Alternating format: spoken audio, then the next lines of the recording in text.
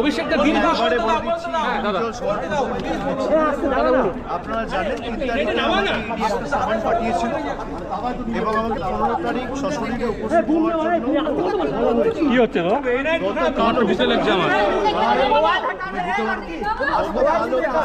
জিজ্ঞাসাবাদ করেছে এবং বিগত দিনে কেসে আমাকে শেষ ডাকা হয়েছিল 2023 সালের নভেম্বরে। আমি তখনও এসেছিলাম, তার আগে সেপ্টেম্বরে ডাকা হয়েছিল, আমি তখনও এসেছিলাম। আমাকে দিল্লিতে দুবার ডাকা হয়েছে, আমি গেছি, আমি সিবিআইয়ের অফিসে গেছি, সব মিলিয়ে প্রায় 10-12 বার কেন্দ্রীয় তদন্তকারী সংস্থাদের সামনে উপস্থিত হয়েছি। আমার সামর্থ্য অনুযায়ী যতটুকু সাহায্য সহযোগিতা করা, যেগুলো তাদের জ্ঞাতার্থে আনার প্রয়োজন, যে প্রশ্নগুলো আমাকে করেছে এবং তারা তাদের কাজ করছে। রাজনৈতিক প্রেসার আছে না আছে আমি সেটা যাব না, তার কারণ বিজেপি নিয়ে যত কম বলা যায় তত ভালো।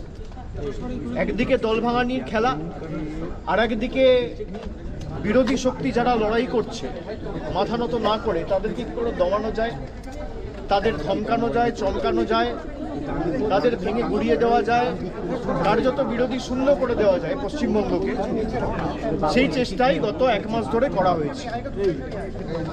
প্রথম দিকে এসআইআর এর নাম করে উপযুক্ত ভোটারদের ভোটার তালিকা থেকে নাম বাদ দেওয়া, কাউন্টিং ভেন্যু থেকে বল প্রয়োগ করে অন্যান্য দলের রাজনৈতিক কাউন্টিং এজেন্টদের বার করে দেওয়া, তারপরে পোস্টপোল ভায়োলেন্সের নামে কি তাণ্ডব লীলা চলেছে আমরা সব জায়গায় দেখেছি।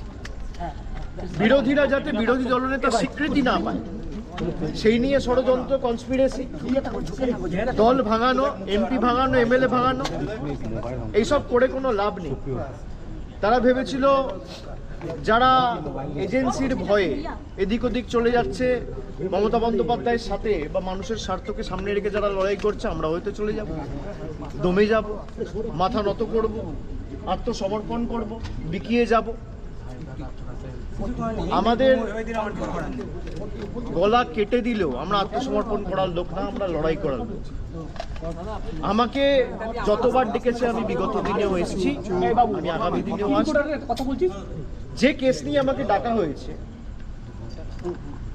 এই যে মামলা কেস 4 বছর আগে ECIR রেজিস্টার হয়েছে, সিবিআই এনকোয়ারি শুরু করেছে জুন মাসে 2022 সালে। তৎকালীন শিক্ষামন্ত্রী পার্থ চট্টোপাধ্যায় গ্রেপ্তার হয়েছিলেন জুলাই মাসে। যারা যারা গ্রেপ্তার হয়েছিলেন কেউ আজ পর্যন্ত এখন আর কোনো সুরাহা হয়নি। যাদের চাকরি পাওয়ার কথা ছিল, আমরা সকলে চেয়েছিলাম প্রক্রিয়া যত তাড়াতাড়ি সম্ভব হয়ে উপযুক্ত ব্যবস্থা নিয়ে মেধাযুক্তদের তালিকায় কোনোভাবে নাম তুলে যথাযোগ্যভাবে এই চাকরির প্রক্রিয়াটা একদম ট্রান্সপারেন্ট ভাবে করা হোক। আমি আমার মতো করে চেষ্টা করেছি। যখন যেখানে আমাকে যা প্রশ্ন করেছে আমি তার উত্তর দিয়েছি এবং আগামী দিনেও তারা যদি আমাকে ডাকে, আমার যদি কোনো পূর্ব নির্ধারিত কর্মসূচি না থাকে, আমি নিশ্চিতভাবে